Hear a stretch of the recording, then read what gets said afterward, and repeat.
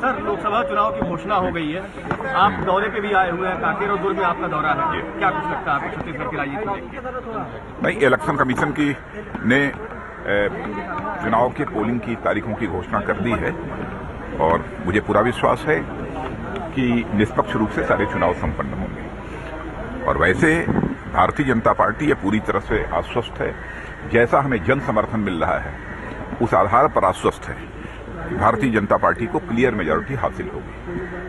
तैयारियां कितनी है सर? 11 लोकसभा में काफी महत्वपूर्ण लोकसभा सीटें हैं। नहीं, छत्तीसगढ़ में पूरी तैयारी है और सारे देश में भी पूरी तैयारी है चुनाव की दृष्टि से। हम चुनाव के लिए तैयार हैं पूरी तरह से। कितनी सीटें, कितना अनुमान है सर? कितना सर अनुमान कितना लगा रहे हैं आप लोग? देखिए, हम लोगों का टारगेट तो 272 प्लस है। 272 सीटें कम से कम भारतीय जनता पार्टी अपनी ताकत के आधार पर जीत कर आए, ये हमारा प्रयत्न है। और एनडीए का क्या अनुमान है? और इस समय सारे देश में जो जन समर्थन सार्वजनिक सभाओं में, रैलियों में मिल रहा है, जो श्री नरेंद्र मोदी जी की सारी रैलियां हुई हैं और जिस प्रकार का एक समर्थन उनके प्रति देश की जनता के अंदर देखने को मिल रहा है, उस आधार पर मैं पूरी तरह से आश्वस्त हूं। राहुल जी ने और क्या सर प्रत्याशियों की घोषणा कब तक होगी? प्रत्याशियों की घोषणा का सिलसिला हम लोगों ने प्रारंभ कर दिया है।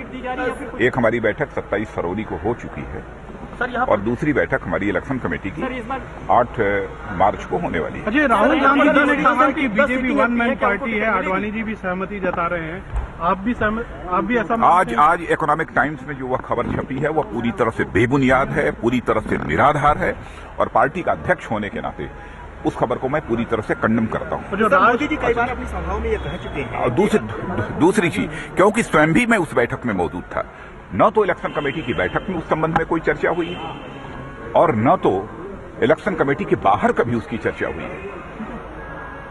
और इस संबंध में आडवाणी जी ने भी मुझे टेलीफोन करके मुझे पूछा, ये क्या हो गया? ऐसी कोई बात तो थी नहीं।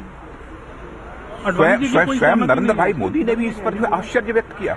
हम सभी लोग अचंभित हैं। मुझे पूरा विश्वास है कि इकोनॉमिक टाइम्स इसका खंडन निश्चित रूप से छापेगा। गडकरी जी और राज ठाकरे की जो मुलाकात हुई है, आपको क्या लगता है कितनी फ्रूटफुल है?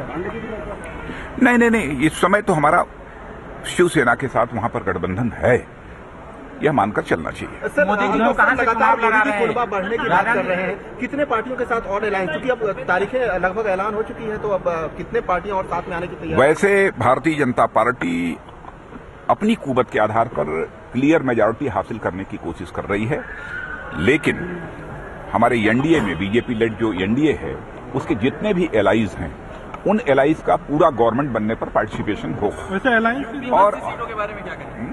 यूपी की 80 सीटों के बारे में मैं समझता हूं कि यूपी में 50 से कम सीटें, कम से कम 50 सीटों पर भारतीय जनता पार्टी उत्तर प्रदेश में विजय प्राप्त करनी चाहिए।